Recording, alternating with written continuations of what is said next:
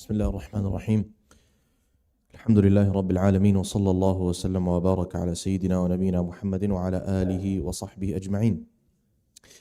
Inshallah, tonight we'll recite from juz number 20, Surah Al-Qasas. We'll finish it up and recite Surah Al-Ankabut, as well as Surah Ar-Rum and some part of Surah Luqman. And as you can tell from the names of the surah and the chapters, here onwards, each of the chapters, each of the surah, they get smaller and smaller in size. Surah Al-Ankabut, which is named after the spider, is a very, very interesting and thought-provoking surah. And it centers around the theme and the background of the late Meccan life. And what had happened is that, according to some of the scholars of tafsir, this is actually the last surah to be revealed in Mecca, the last surah. So by this time, you can see that the people who had been persecuted, they had quite literally reached their breaking point. It's one thing to be tortured or to be persecuted for a year or two or for 3, but now 13 years have passed since the da'wah. And these people, many of them have been tortured and persecuted for years, a decade or more. And so this surah, it addresses them, and it addresses another group of people who had actually began to abandon Islam.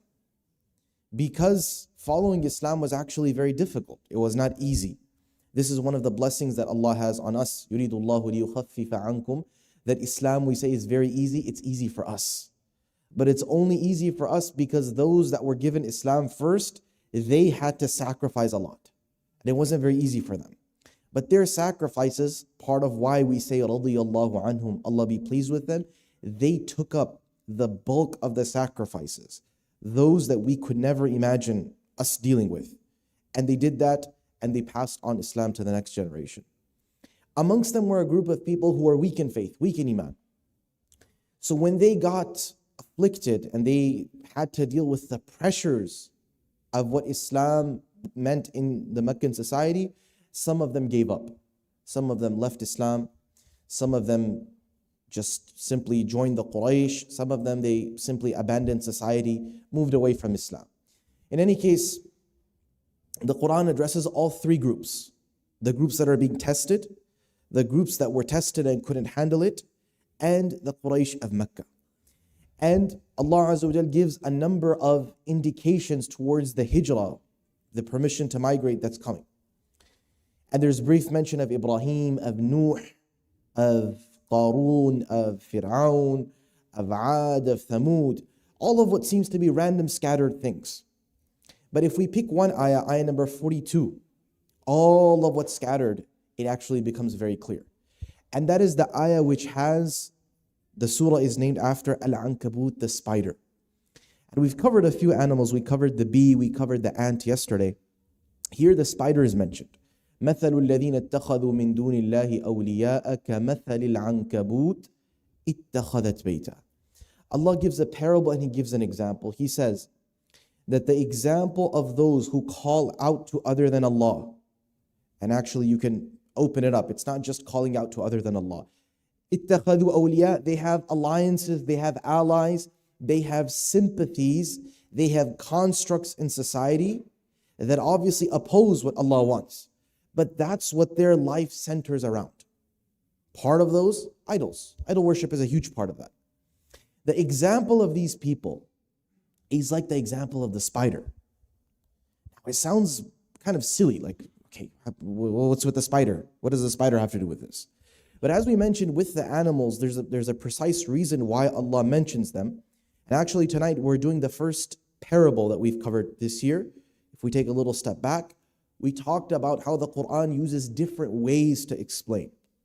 One of them are amthal, mathalul ladina. The example of this is like this.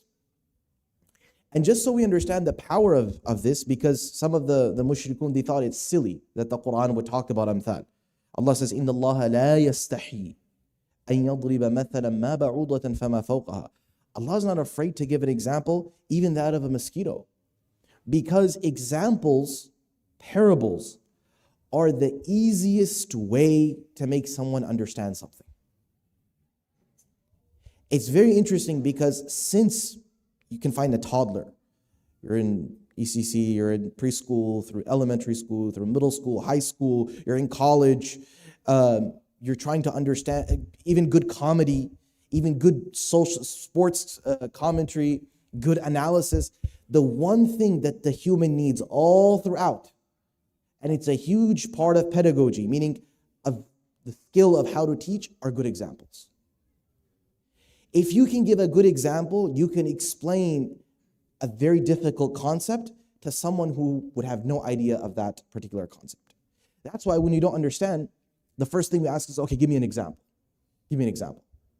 Why? Because the human mind finds something in the example that really opens up the mind to it. And they're so profound that actually we have parables that become popular, right? The lone boy who cried wolf. You could pull out the story every time someone cries, gives a false alarm. Or like the game of cat and mouse. There's so many things that we use daily. We give examples and we say, oh, this is like this. We use it in every language because it makes it really, really easy to understand. One. Two, it gives an abstract concept. It gives it an image. It's why kids' books have images in them, because it helps them connect what you're reading to the point that you're trying to get across. So this image Allah wants to draw in our heads. So what's the image? Here's the spider. كَمَثَلِ الْعَنْكَبُوتِ اتَّخَذَتْ بَيْتًا. And the spider spins its web. And Allah interestingly says it takes it up as a house, because that's what we think. When we look at a spider, we see a spider web, we instinctively think this is to the spider what a tent is to a human. It's a temporary house it's built up. اتَّخَذَتْ بَيْتًا. وَإِنَّ أَوْهَنَ الْبُيُوتِ لَبَيْتُ الْعَنْكَبُوتِ. But the weakest of houses, of constructs, is actually the construct of the spider.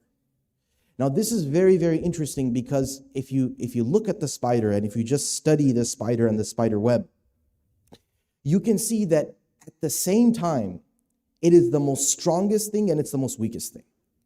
The most weakest thing we can understand. You see a spider web, just put your hand through it, stomp on it, boom, spider web, problem solved. Wind, rain, other animals, nothing. And the spider has to start over again. It's almost silly, like the spider takes all this time and builds this fine web. One person comes in and they swat it away, immediately it falls down.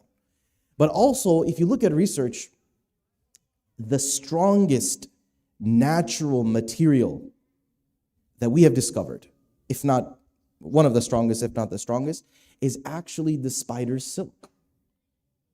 And there's specific species of spiders that quite literally the fibers of their spider silk is actually stronger than steel per weight. And now there's a huge push. It's just not made it through. If you look up research in medicine, research in surgery, research in aerospace, where engineers, scientists are looking at ways to create synthetic silk spider just because of how strong it is. Quite literally can be compared to Kevlar. That's how strong it is. But the interesting point is, why does Allah put this parable there? Because you have both things. It's extremely strong, but it's extremely flimsy. It's strong to the spider because for its weight and size, it's immensely strong.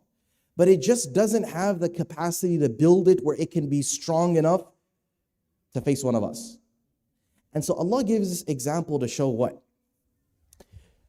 All the things that society puts forth other than Allah, they're like that spider web. They seem very strong. They seem very well built. You can even be fascinated, just as how you're fascinated by the spider, you can be fascinated by how it's built. But at the end of the day, it's just that. It's something flimsy, and it's something designed to entrap. The spider, by the way, doesn't like to live. It's not supposed to live in the spider web. It uses it to actually attract prey. It's a predator. And the way that flies and other insects, smaller insects who just don't know any better, they just end up falling prey to the spider in its trap. Similarly, human beings, they fall into these traps all along your life. Now, if you go back and you read from the beginning of the surah, all of these traps are mentioned. You have, and literally we say it, you're like, don't spin me a web of lies, right? We understand how it's done. It's like handiwork, and then you get stuck in it. Don't get me stuck in these web of lies. From the beginning, the pressure from society, that's a web that society constructs. The pressure of parents. Parents that were using their authority to convince their children not to accept Islam. That's a web that's spun and that people get stuck in.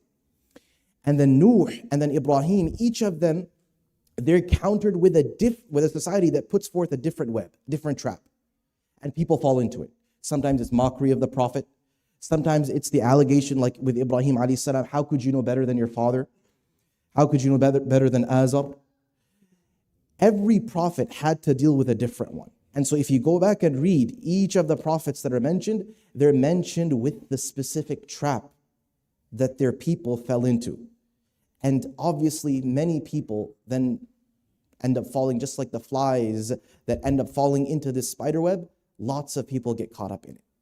But here's why Allah says, Inna awhana al-buyuti labaytul ankabut. Here's why it's the easiest to break, because the Quran, and in general the truth, it has the power that you can quite literally shake yourself out of this web. Just as how flimsy, it's strong, but it's flimsy at the same time. Just as simple as that, you can snap out of it. And that's what Allah wants us to understand. If we look at things and problems and things other than Allah that take us away from Allah as this, it helps us understand why things are attractive, why things seem permanent, why we fall into them when Allah compares it to this. And so, but Allah says, لو كانوا يعلمون, if only they knew. وَتِلْكَ الْأَمْثَالُ نَضْرِبُهَا لِلنَّاسِ وَمَا يَعْقِلُهَا إِلَّا الْعَالِمُونَ. We put forth these parables so people think. And so next time you think of a problem, you think of something that holds you back, you think of something that you get stuck in, imagine the spider, read about the spider, look at the spider, and reflect on this ayah. And there's a great amount of power in it for us. We ask Allah Azza wa Jalla to make us from those that take ibrah and lessons. Wa sallallahu wa sallam ala Sayyidina Muhammad wa ala alihi wa sahbihi wa sallam.